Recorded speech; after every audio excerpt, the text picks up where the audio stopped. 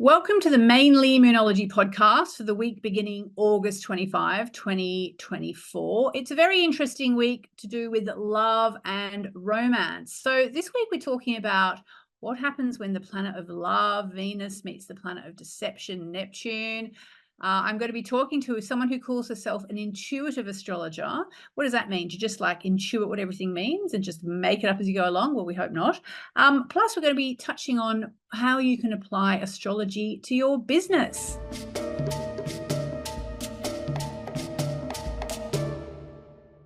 Okay, so this week I am delighted to welcome to the show someone I met through my personal life who is really into astrology, but she's into something called intuitive astrology, which I've never really understood what that is exactly.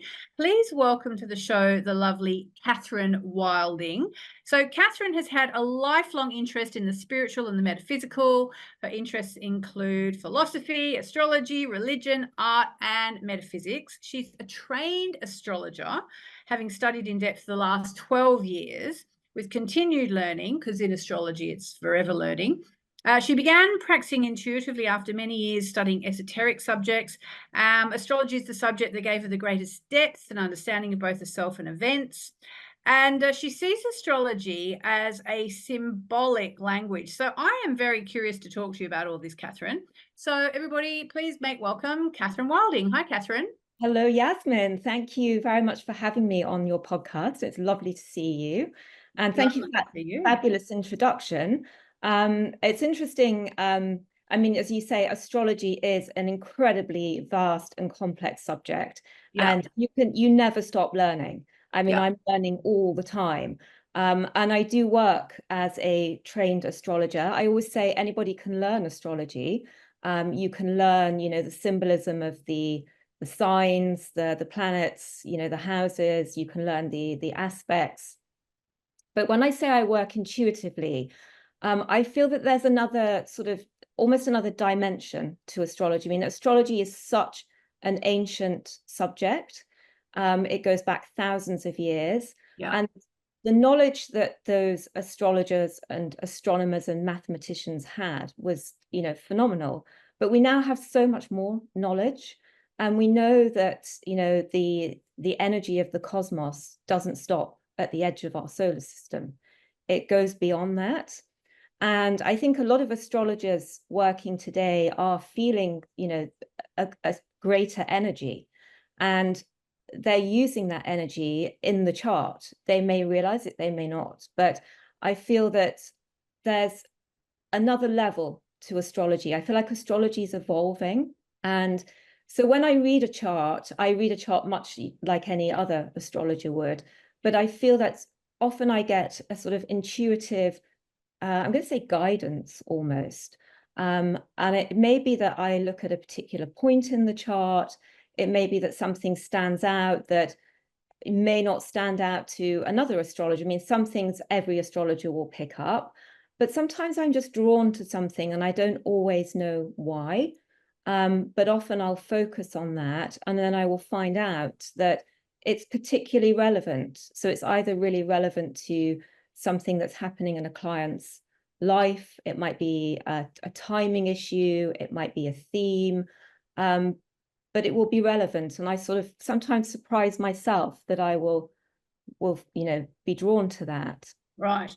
Yeah, because I said to you just before we began, actually, that when I first started to study astrology, I was being mentored by someone who was such a, stickler, do it by the book, do it the traditional way, although actually not totally traditional, but do it very much, this is what a trine means. This is what the square is. This is what, whatever means. At one point, I was doing something with some other astrologers, one of whom called herself an intuitive astrologer. And she just basically interpreted everything the way she felt like it. So, she might decide that Mars square Pluto means love and romance, for example, because if that's how she felt intuitively, that's what she was going to say. So, but that's not what you do as a astrologer. You still stick to the basics of what astrology is. Yeah, I mean, I very much, do astrology by the book. in the sense that, you know, I'm a trained astrologer and I use the symbolism and the knowledge that has been passed down literally for thousands of years. I mean, this is a really ancient subject. And I always say to people, astrology works. It works. You know, sometimes we don't always, whether we like it or not, it works. It works, right? So, you know, I'm not dismissing, you know, thousands and thousands of years worth of knowledge. I think what I feel is that astrology is evolving. So we are working with, you know, the cosmos is vast. You know, there are sort of trillions of galaxies. So Mars might be conjunct Jupiter, which it is today, as we're speaking. Yeah. But there are also lots of other planetary energies that are influencing us here on Earth. And I think we are feeling that, you know, if you're intuitive, which, you know, I think you're intuitive as well, Yasmin. And I think if you are intuitive, you're feeling that. And so I'm working with the chart, I'm looking at the chart, and I'm working as an astrologer because I am an astrologer, but I'm also feeling the energy, and it's feeling the energy of the moment. It's feeling the energy of the client, and it's feeling the energy of the chart. And I can't quite put into words what that means, but it's something, so I say it's intuitive. It's a feeling, it's an energy. And I think astrology can really help people when they align with the energy. So it's helping people align with the energy of who they are, you know, their chart, and the energy of the moment that we're in. All right. So let's make this really practical for people and relate it to the week that this podcast is going to go out, which is going to be, I think, the week beginning. It's going to be August the 25th. So let's talk about the fact that, for example, we are going to be in the waning cycle. So what does, like, intuitively, now, is it what you intuitively feel about waning cycles in general, or is it what you feel about this particular waning cycle ahead of the new moon that's going to be in the sign of Virgo? What would you say to people? I mean, that's an interesting question, because I think when you're first getting into astrology, and actually, interestingly enough, I got into astrology through the moon.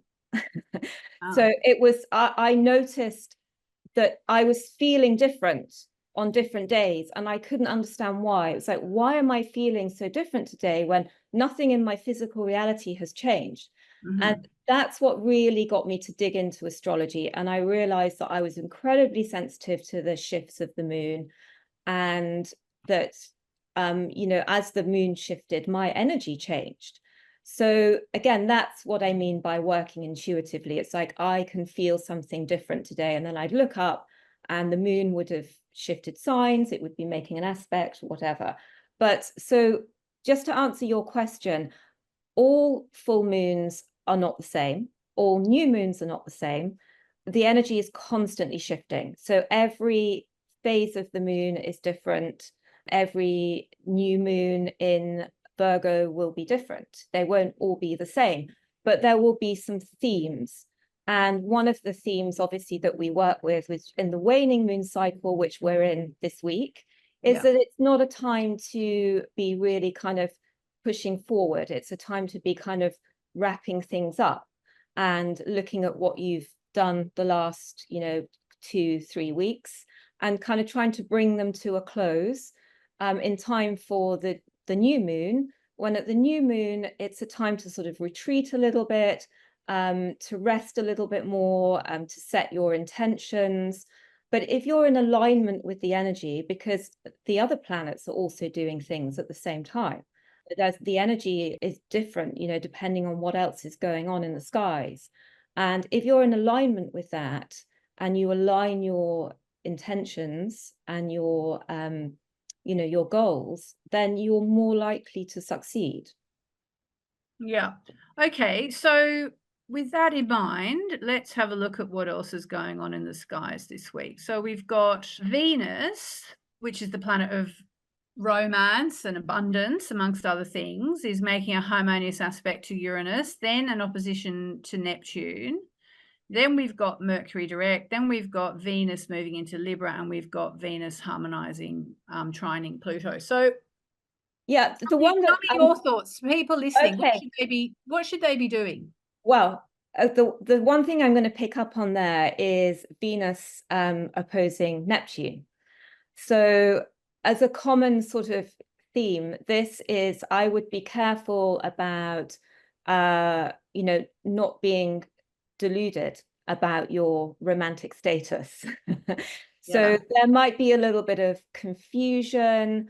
It will manifest in different ways depending on how it appears in somebody's chart. But as a general kind of theme, this is not a good time to be making sort of bold declarations of love or thinking that you've found the one, because you may find that actually it's not quite as it seems.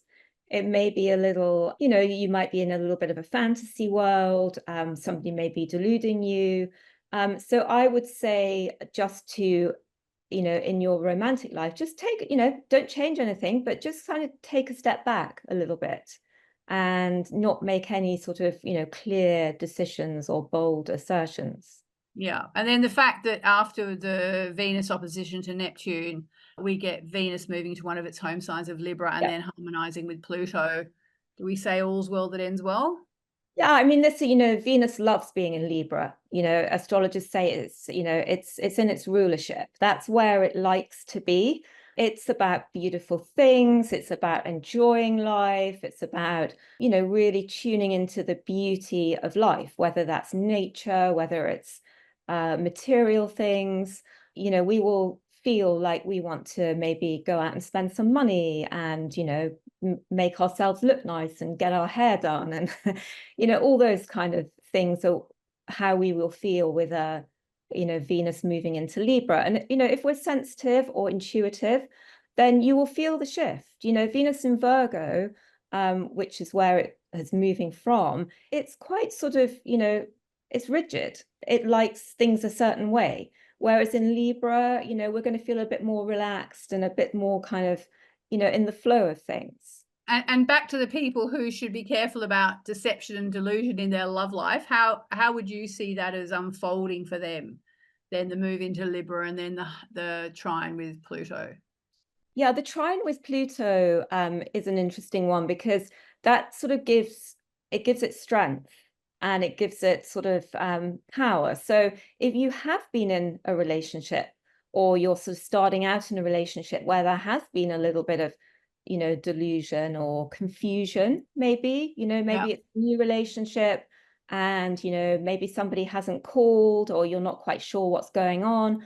As Venus moves into Libra and trines Pluto, you kind of will get this feeling that actually I can take charge here. I can, sort this out, or you might make a firm move one way or the other. Pluto will support you in doing that. So let's just, for anyone who's listening going, oh my God, this sounds like me.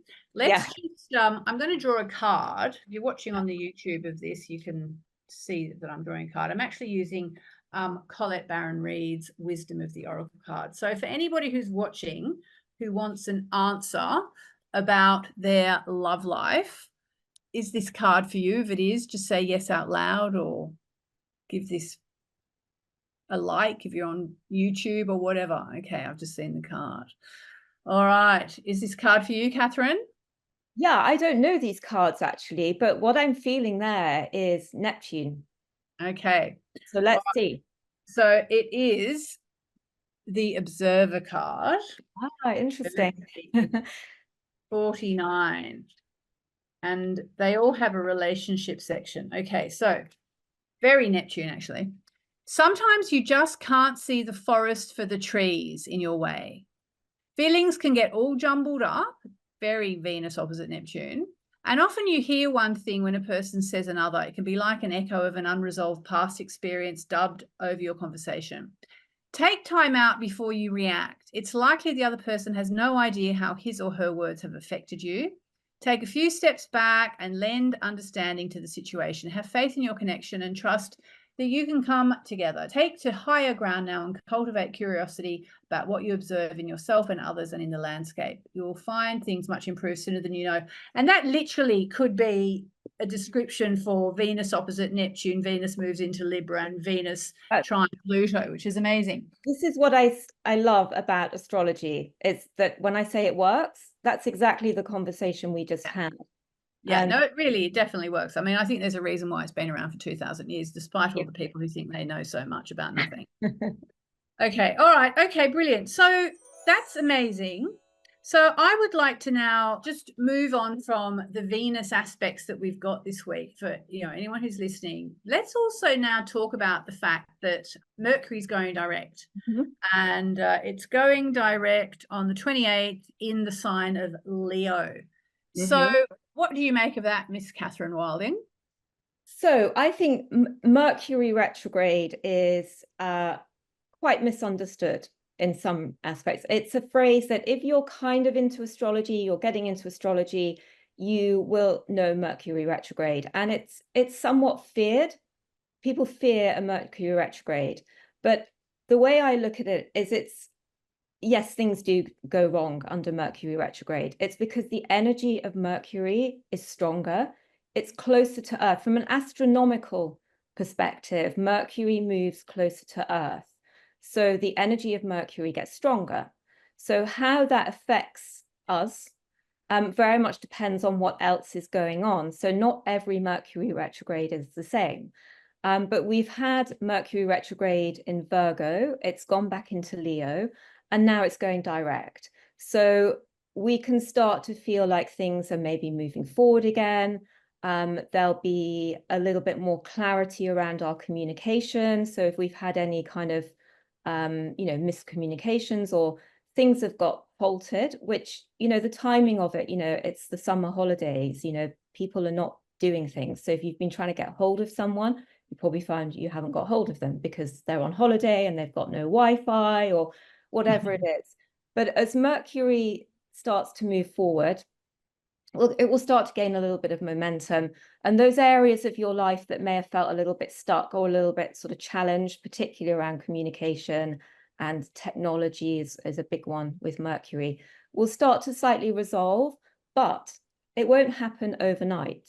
Yeah. So just because Mercury is now starting to move direct, sometimes the energy gets even louder at this time, and we have to wait until it's moved out of what astrologers call the shadow period, and it gets back to where it was before it went retrograde, which I don't have the chart up in front of me, but I think it went retrograde in Virgo and retrograded back into Leo.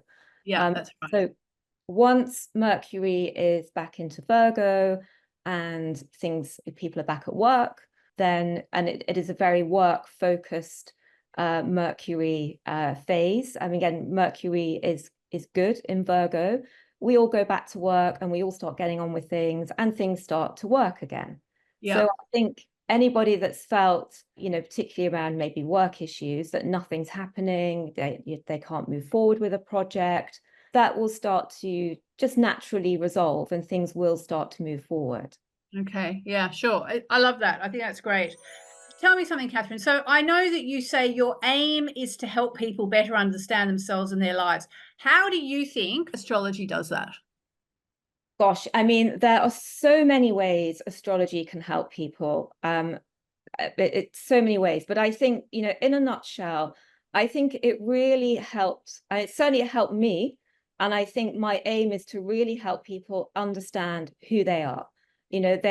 You can really get into somebody's psyche by looking in depth at their chart. And that is enormously helpful because it helps you understand that you are the way you are because that's how you're wired. And you may have been struggling with something all your life, and then you realize, actually, that's who I am, and it's okay. So from a psychological perspective, I think it can really help people. So you mean it sort of can help you to accept yourself as you are, because you can kind of see a reason for that in the chart. Yeah, exactly. It's about acceptance. It's about self-acceptance. It can really help you in your relationships because once you understand that you are wired a certain way, then you can work with that. You know, you can't change it, but you can work with it. So if you have a tendency to impatience, then just be aware of that. Yes, it can really help in that respect. But I think it can also help just navigate. It's a tool for navigation. So it can help you navigate life. You know, things happen in life. We all have, you know, challenges, and astrology doesn't cause those and it can't stop them, but it can help you understand maybe certain timings. I mean, there are cycles. We all go through cycles, you know, the Saturn return, the Pluto square. And I think as an astrologer, you can help people understand that and say, you know, it's okay. You know, we all go through these phases in our life. They have a purpose and you move on. You know, the great thing about astrology is the planets are always moving. It's dynamic. Life is moving. And whatever you're going through right now, it will move on. And so I think when people are having particularly difficult times, it can really help them. But I don't like to use astrology just for the difficult times, because you can also work with the energies when you're going through phases in life that are really positive. And you've got, you know, your Jupiter return, for example, it's an opportunity to really, you know, you've got luck on your side. Which comes approximately every 12 years. 12 years, yeah. Yeah, but you don't have to wait 12 years to have, you know, good luck. No. But astrologers can, you know, can look at a chart and we can see where there are sticky points. We can see where there are, you know, good points. And I think that can be really helpful. You know, it can be a really helpful tool. But I also work with businesses as well. And I help them understand that, you know, there are cycles.